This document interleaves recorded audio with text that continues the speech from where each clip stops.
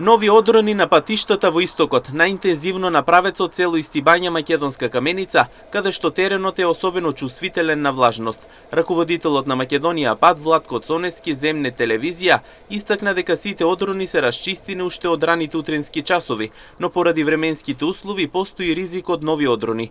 Тој упати апел до возачите кои се движат на овие правци да бидат внимателни и да се придржуваат на условите на патот.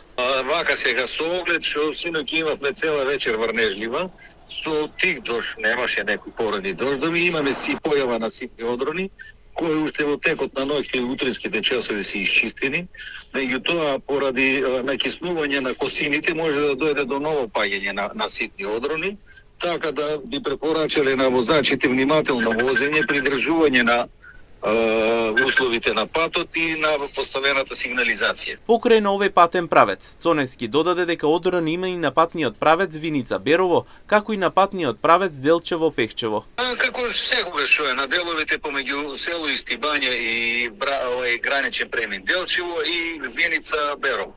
Овие се и Делчево Пехчево. Тие се три патни правци на кои ни се појавуваат одроните и на кои се поинтензивни, особено Истибања Македонска Каменица.